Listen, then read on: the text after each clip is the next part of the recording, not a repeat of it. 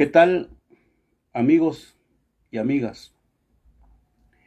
Hoy quiero hacer este video para hablar sobre el crimen de lesa humanidad que representa Ayotzinapa y que sigue impune, sin verdad ni justicia. Pero quiero a la vez también hacer una breve aclaración, porque resulta que cuando se critica al presidente en turno, luego saltan quienes jamás han estado en lucha alguna, quienes jamás han militado en la izquierda, quienes jamás han defendido la causa del pueblo, estudiantes, periodistas, médicos, maestros, y luego te cuestionan, ¿dónde estuviste cuando estuvo el PRIAN en el poder? Y la pregunta debe ser contraria. ¿Dónde estuvieron ustedes? Para empezar.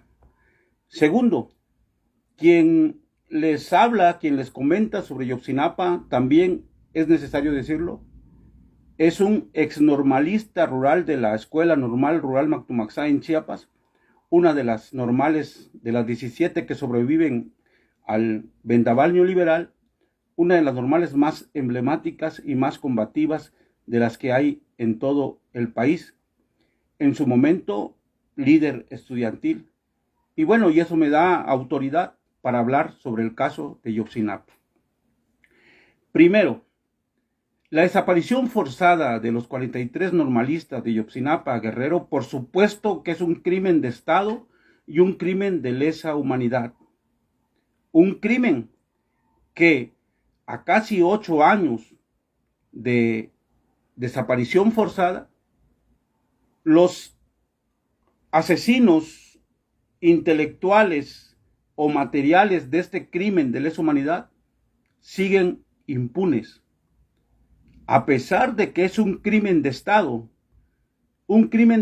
ejecutado el 26-27 de septiembre del 2014 y que por supuesto quienes tienen toda la información y quienes son culpables, ya sea como actores materiales o como autores intelectuales, tienen nombre y apellido.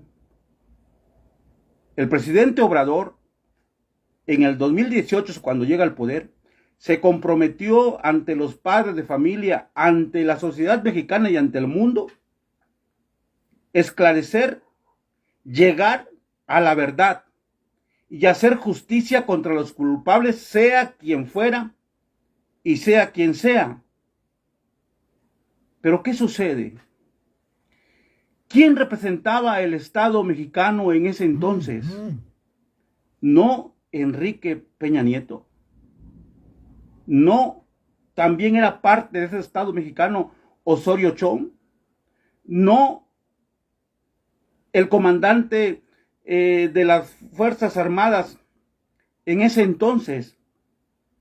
Bueno, el comandante de las Fuerzas Armadas Supremo es el presidente, era Peña Nieto, pero el que estaba a cargo de la Sedena, el general Cienfuegos, también era parte del Estado mexicano.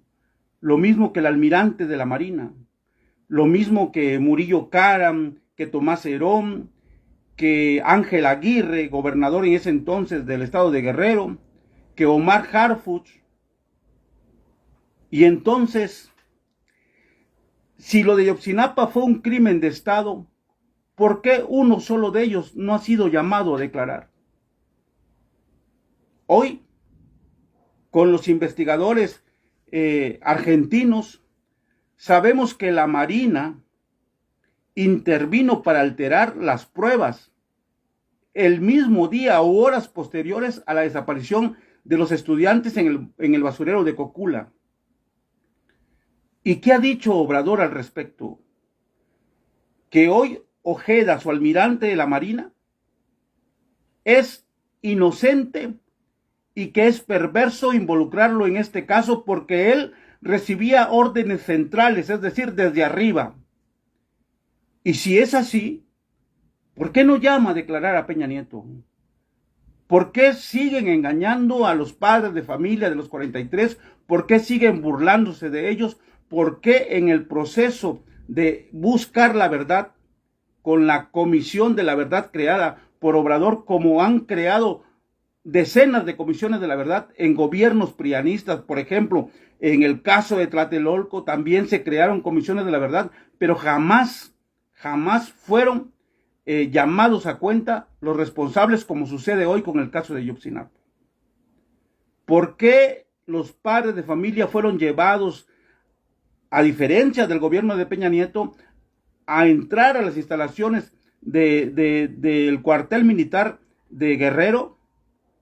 Pero sabían, porque lo sabían, que el ejército y la marina habían intervenido para borrar toda prueba, toda huella con el caso de Ayotzinapa.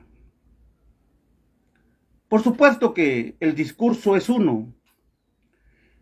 En el 2018, Obrador, repito, se comprometió a llegar a la verdad.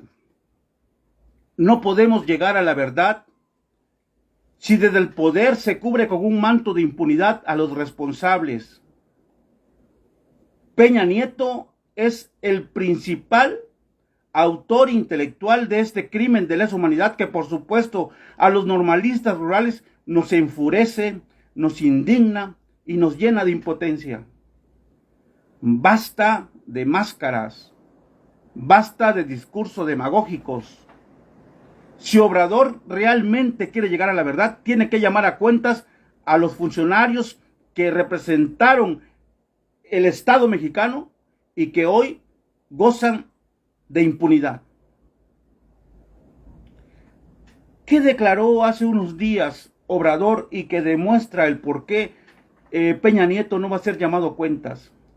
El que demuestra el por qué el crimen de lesa humanidad de Ayotzinapa quedará impune por mucho tiempo, hasta en tanto no tengamos verdaderamente un gobierno realmente que represente los intereses del pueblo.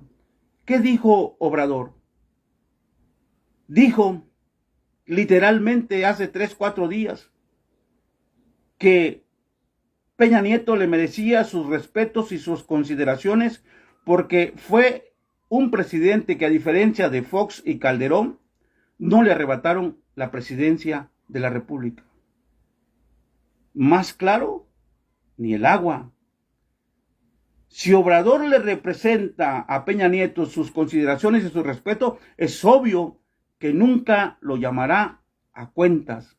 Es obvio que seguirá el engaño a los padres de familia, a la sociedad mexicana y a los normalistas. Y lo vemos en los hechos. En el discurso, Obrador dice que respeta a las normales rurales y a los normalistas, pero en los hechos, sus gobiernos los persiguen, los encarcelan, los reprimen y poco falta para que los asesinen. ¿Que no el gobierno de Chiapas, Rutilio Escandón, mandó a una cárcel de alta seguridad hace unos meses atrás a 92 normalistas de Mactumaxá por exigir que el examen a ingreso fuera presencial de manera física y no de manera virtual, argumentando que en las comunidades inhóspitas de Chiapas no hay internet, no hay luz eléctrica y no tienen computadoras? No los escuchó, pero sí los encarceló el gobierno de la Cuarta Transformación. ¿Que no lo mismo sucede en Tiripetío? ¿Que no lo mismo ahora sucede con las normalistas rurales del norte? ¿Que no lo mismo sucede con el internado de el Mecha Hidalgo? ¿Cuántas veces no hemos escuchado en las mañaneras que el gobierno de Obrador dice que se reapertura el internado, mañana se reapertura el internado y se reapertura el internado, y no ha cumplido con aperturar el internado, lo mismo que hace con la normal rural Mactumaxá? ¿Y que no el mismo Obrador ha dicho que él está de acuerdo en terminar de una vez por todas a los internados y a los comedores de las normales rurales? ¿Que no es ese un desconocimiento monumental, abismal, a lo que son y representan las normales rurales? Bueno, Sale a colación esto porque existe un odio no manifiesto explícitamente, no en el discurso, hacia las normales y hacia los normalistas rurales. Son normalistas, son hijos de campesinos, son pobres, son indígenas.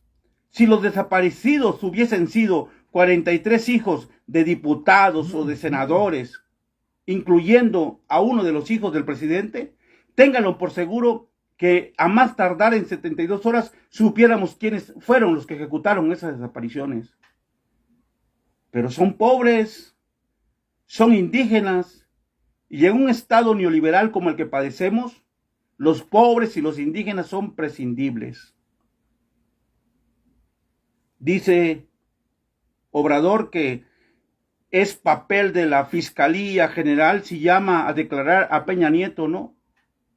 Pero que no la Fiscalía está permeada de corrupción, que no su ex asesor jurídico Julio Scherer hoy demanda al fiscal Gertz Manero y demanda al ex asesor jurídico, que no es la corrupción el pan diario de los mexicanos. Bueno, nos queda claro, compañeros y compañeras, que para hacer justicia en este México corrupto, en este México en el que nosotros, porque hay que aceptarlo, creímos en algún momento que llegando al poder un gobierno que por tercera ocasión contendía y que se había apropiado del discurso de los maestros, de los médicos, de los obreros, de los campesinos, del pueblo en sí, iba a haber un cambio, un verdadero cambio, una transformación verdadera y no solamente parapetos, no solamente camuflaje, no solamente aspirinas. Hoy nos damos cuenta que no es así. 10 mujeres se asesinan a diario en México. Periodistas, 30 en lo que va Obrador. Y la violencia en su mayor nivel. Y la impunidad a la par en su mayor nivel. ¿Qué nos queda entonces para llegar a la verdad sobre Ayotzinapa? No olvidarlos y defenderlos con protestas en las calles, aunque aquel que alguna vez tomara pozos petroleros, que alguna vez bloqueara por meses a la Avenida Reforma por sus intereses electoreros, hoy criminalice la lucha social y mande por 7 años a la cárcel a aquellos que tomen las autopistas, por supuesto, defendiendo derechos de extranjeros que en el discurso dice aborrecer. Las autopistas pertenecen a consorcios españoles y hoy quien harto de no ser escuchado, quien harto de tanta injusticia se atreva a tomar una autopista, se va por 7 años a la cárcel por orden de quien un día él tomara pozos petroleros y bloqueara Avenida Reforma. Y no me salgan los fanatizados y los dogmatizados que mi discurso es un discurso de la derecha, que es de Loret, que es de Dresser. Por supuesto que son periodistas que les paga el gran capital, pero a la par, el gobierno que tenemos de Obrador también tiene su ejército de aduladores. En mi caso no me inscribo ni el lado de la derecha radical de Loret, Dresser y compañía, ni el lado de la derecha populista de Obrador. No nos confundan, por favor. Jamás habíamos creído en el circo electoral, jamás.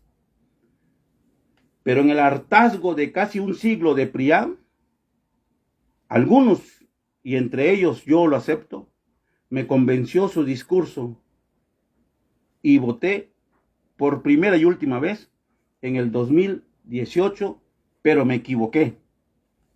Ahora me queda claro que la senda para transformar el país es el único el de desobedecer, resistir y luchar. El 1 de mayo, aprovechando el espacio, es un día de lucha, de dignidad de los trabajadores en el mundo. Allí estaremos. Y el 15 de mayo, que es Día de los Trabajadores de la Educación, también allí estaremos con el puño izquierdo en alto y gritando rebeldía. Para dejar bien claro mi posición y mi discurso, ni PRIAN ni Primor, todos juntos son el mismo estiércol y defienden intereses que no representan los intereses de los trabajadores, de la clase trabajadora, del pueblo. Ellos se cubren con un manto de impunidad, ellos gozan de privilegios que no tenemos nosotros, ellos van en escuelas privadas de élite, ellos van en hospitales privados de élite, y bueno, en fin, aunque en el discurso vociferen austeridad y en los hechos vivan en un palacio como todo un rey o un virrey. Ahí lo dejamos.